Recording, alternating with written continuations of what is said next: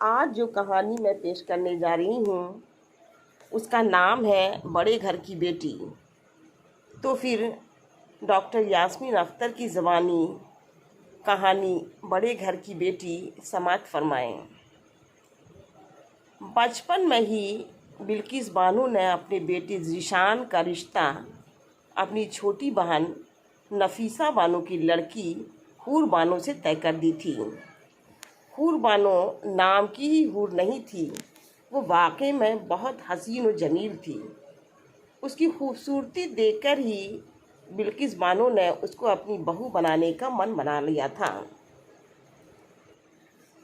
दोनों बहनें मुतवस्सत घराने से ताल्लुक़ रखती थीं। ज़ीशान लिख पढ़ कर क्लर्क के ओहदे पर फायज हुआ तो बिल्किस बानो के साथ साथ नफीसा बानो का सर भी फ़ख्र से ऊंचा हो गया। बिल्किस बानो मंगनी की रस्म अदा करने के लिए अपनी बहन से बात करना चाह ही रही थी कि साबरा भी शहर के जाने माने वकील की इकलौती बेटी का पैगाम लेकर बिल्किस बानो के घर आई। उसने वकील साहब के बारे में इतना कुछ कहा कि उनकी नीयत बदल गई। उन्होंने अपनी बहन नफीसा बानो के घर जाना भी ज़रूरी नहीं समझा। फ़ोन करके सर्द लहजे में कहा, बहन मुझे तो हूर बहुत पसंद है, लेकिन ज़ीशान के अब्बू राज़ी नहीं हैं और मैं अपने शौहर के ख़िलाफ़ नहीं जा सकती। ये आप क्या कह रही हैं बाजी?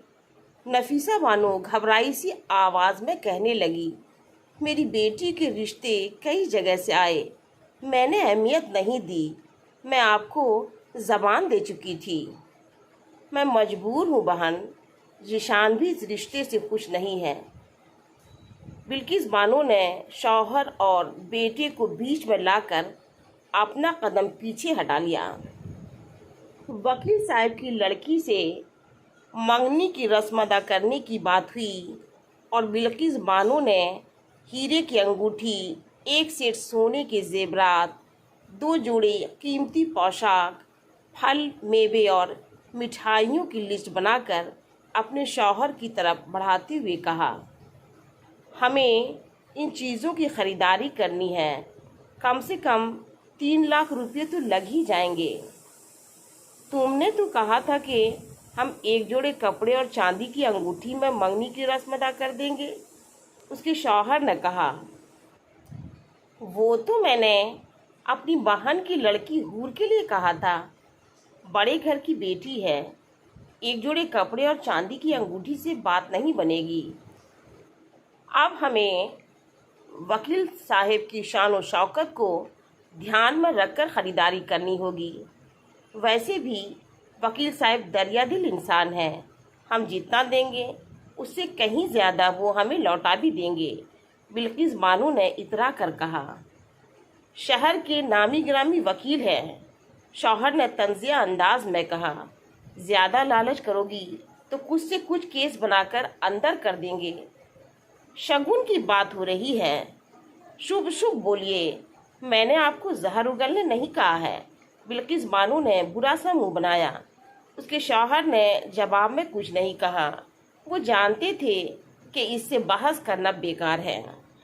चुपचाप कमरे से बाहर निकल गए। बड़ी धूमधाम से मंगनी की रस्म अदा की गई।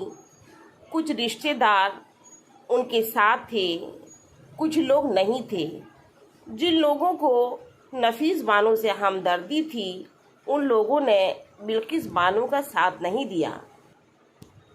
वकील साहब ने खातिरदारी में कोई कमी नहीं की, ज़रूरत से ज़्यादा मेहमानों का ख्याल रखा।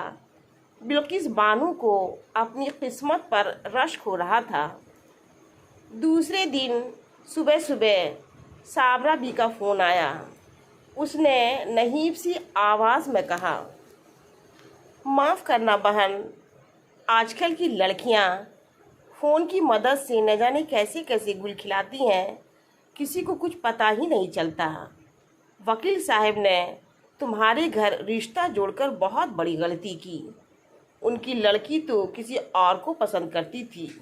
रातों रात अपने आशिक के साथ भाग गई।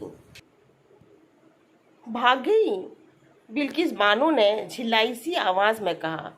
हाँ, दूसरी जानिब से आवाज़ आई। वो अपने ज़ेवरात व पोशाक के साथ साथ तुम्हारे दिए हुए ज़ेवरात और कपड़े भी ले गई।